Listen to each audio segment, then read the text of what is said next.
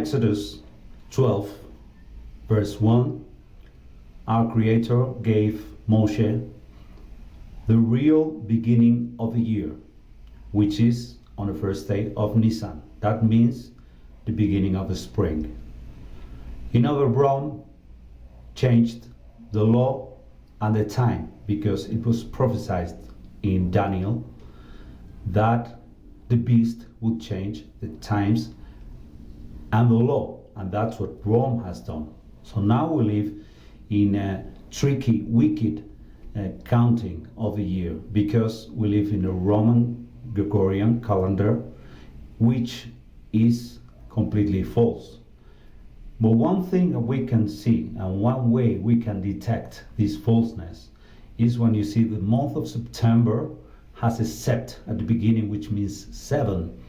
October has oct, which means 8. November has nov, which means 9. And December has the dis, which means 10, because diez in Spanish is 10, right? So what the Romans did is remove the 2 remaining months at the end of the year, and they put them at the beginning of the year, which is January and February. They are 2 completely fake months. And why did they do this? Because they wanted to remove the original Hebrew correct counting of the time. And then when the Bible was written, the calendar that was being used was the Essenian calendar. The reason why I've chosen the birth of a false state of Israel, we all know it's not true. It's showing its true colors to the world. But the Messiah used it for the parable of a fig tree, because he said, when you see the fig tree giving birth to fruit, that means that the summer is near. So not a generation will pass before all the things come to pass, which is meaning his return. So that means that it's going to be less than 80 years before the birth of the state of Israel, because Israel is a fig tree. And we are now in the 76th year of the creation of the state of Israel. That's why I've labeled this year as number 76, just because it's a prophetic clock used by the Messiah for the prophecy. There is a perfect calendar in which days don't fluctuate. You don't have Pesach on Monday and then you have it on Wednesday or on Tuesday or on Sunday. Pesach is always on the same day. The calendar of the Essenes was structured on 4 stations, each of which had 13 weeks. And they were divided in 3 months. 2 months of 30 days and the 3rd month of 31 days. And then it all sums up on 364 days. That's the calendar under which our Creator gave Moses the instruction of celebrating the beginning of the year at the beginning of the month of Abib, which is the beginning of spring, which is the one that's based on the Jubilees book and the Enoch book. That's a calendar I've been developing all these years.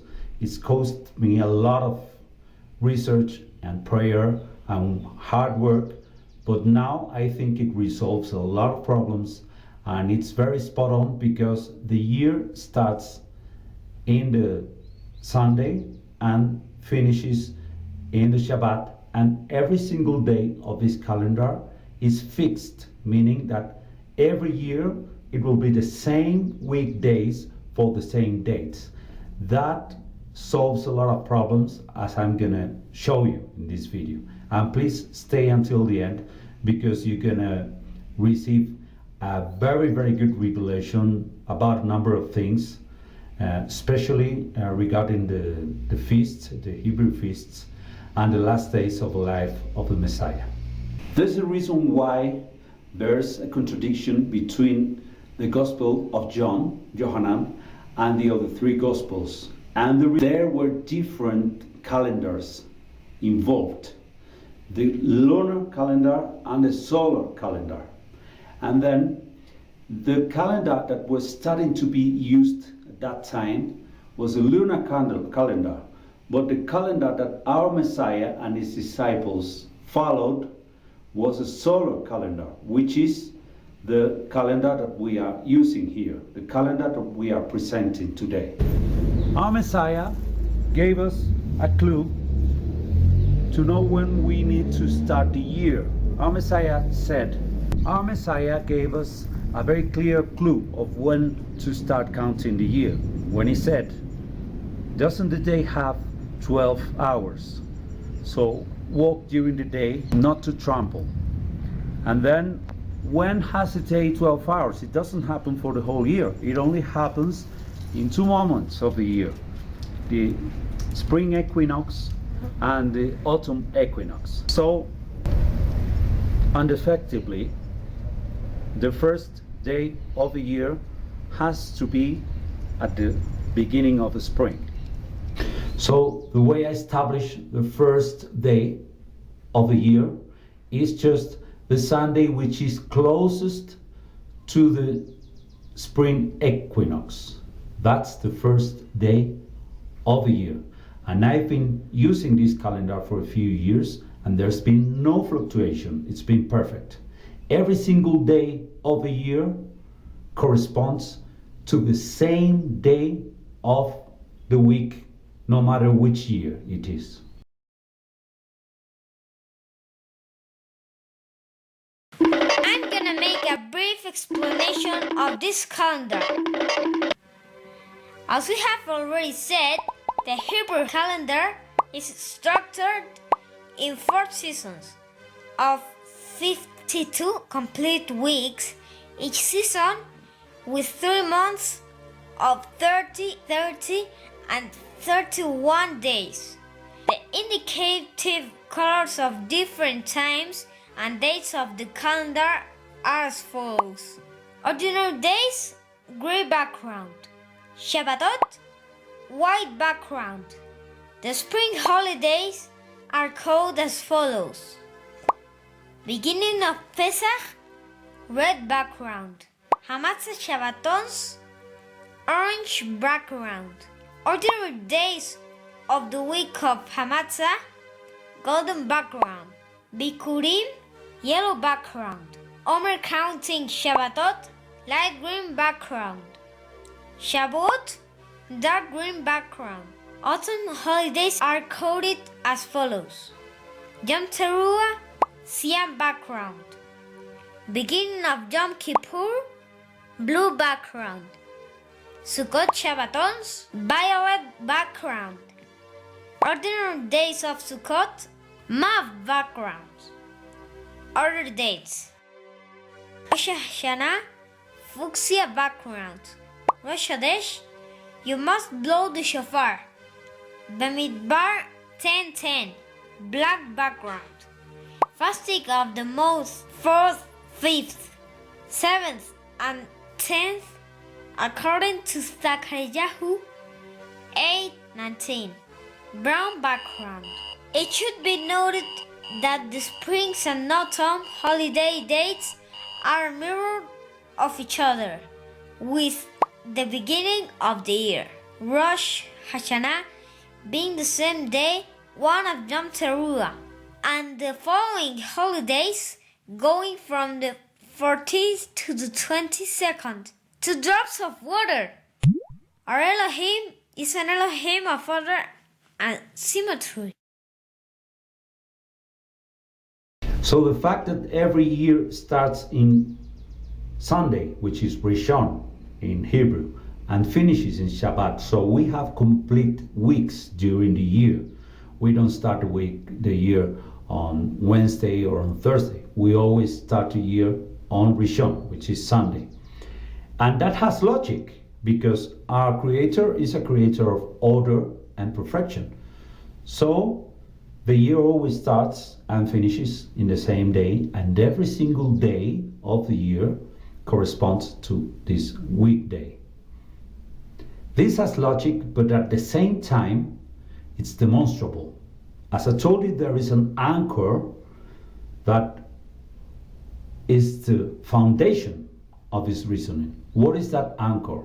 So as I said, every year starts on Rishon, which is Sunday, and finishes on Shabbat, which is Saturday, right?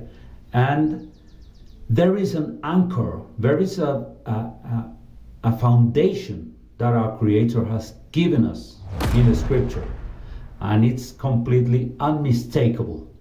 This foundation is the reason why we can order every single day of the year, and they will always be in the same date and in the same day of the week, which is marvelous because our Creator has done things simple and perfect.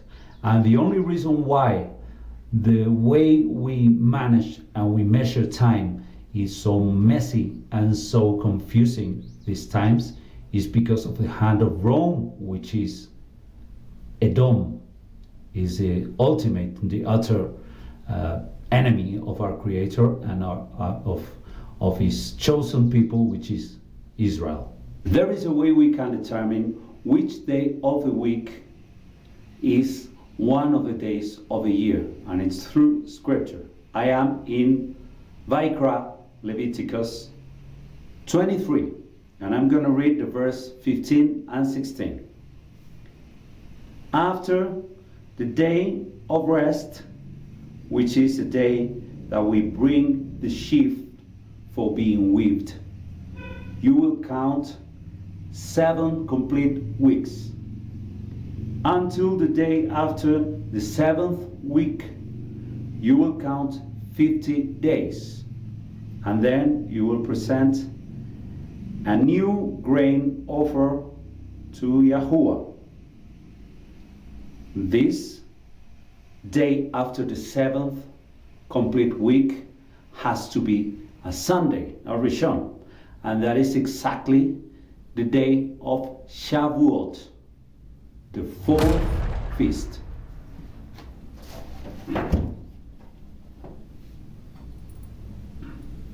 This is a menorah that our Elohim commanded Moshe to build. This represents a number of things: the 7 days of the week, the 7 colors of the rainbow, the 7 ruachim of our Elohim, and this also represents the 7 muadim, the 7 feasts of our Creator. And the central one, which is the 4th one, is Shavuot. As we can see here, Shavuot is the foundation the whole menorah is built on. In the same way, our calendar is built on Shavuot, because Shavuot is the only day of the year that is revealed to us which day of the week it corresponds in the whole scripture. This day, our Elohim states clearly that falls on Rishon, and this gives us the complete blueprint for the whole calendar. We now can know certainly which day of the week each day of the year is gonna fall on. Well, this is Musa. This is my little cat.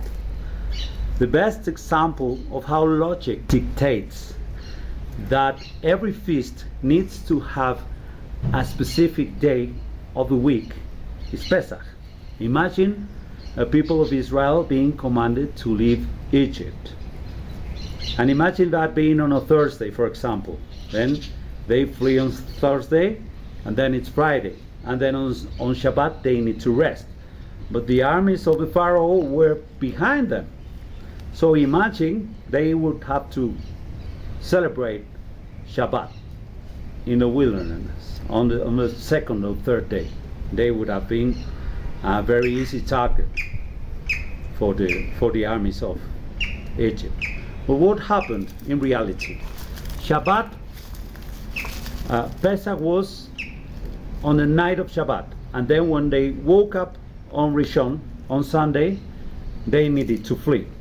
That gives them an entire 6 days to flee from Egypt, and then they had the resting day on the seventh day. Is that more logical?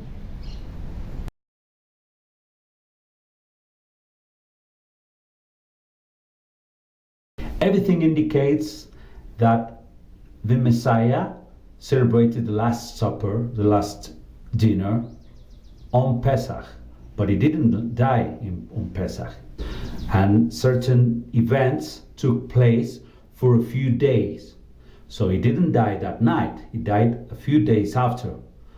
But that's a confirmation of the way the life of our Messiah confirmed the dates of the feasts.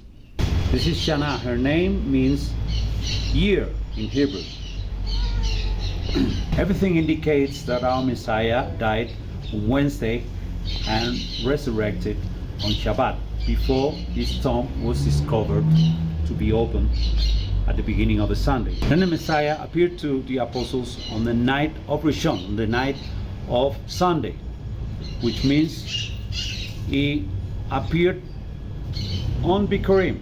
Bikurim is the feast of the first fruits, and then the heap that is weaved by the Kohen represents the Messiah, which is the first fruits of resurrection. That means that he fulfilled the feast of Bikurim on that day, because on that day the first fruits of resurrection, which is the Messiah, was shown in the temple, just like the sheaf.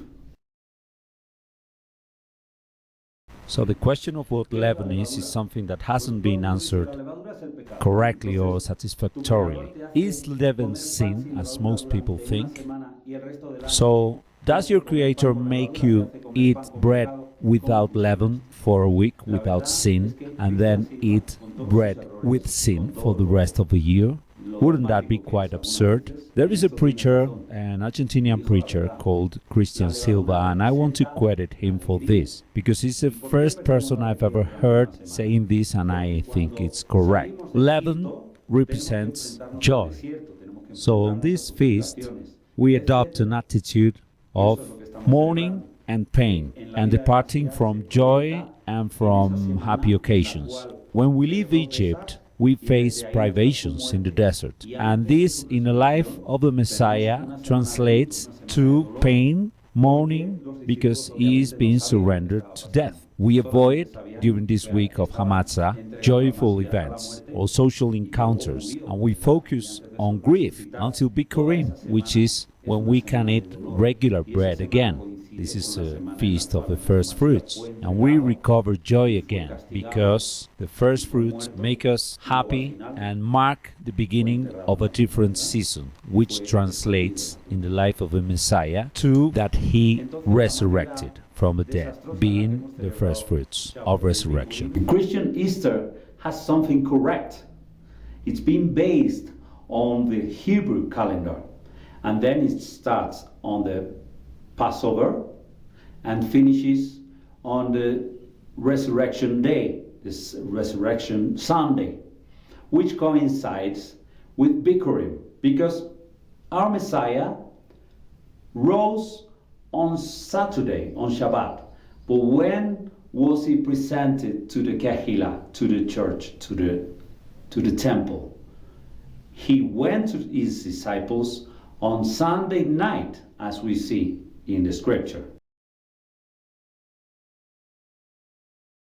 There is a big problem with Bikurim, and the big problem is that most of us Israelites are celebrating it on the wrong day. Why? Because they told us, according to the Hillel calendar, which is a completely fake calendar as well as the Gregorian one, that Bikurim is one of the days of the week of Hamatzah. And why is it impossible? Because on Hamatzah we have a complete different set of diet and state of being. On Hamatzah we are sad, we are grieving, and we can't eat regular bread. We can only eat unleavened bread, because that's a feast, right? But on Bikurim we are commanded something completely different. On Leviticus 23, verse 14, we are told we can't eat regular bread until we celebrate the Feast of Bikurim. That sets it completely apart from the Feast of Hamatzah. They are completely different. It can't be celebrated on the same day because there are different diets and different state of being on those different feasts.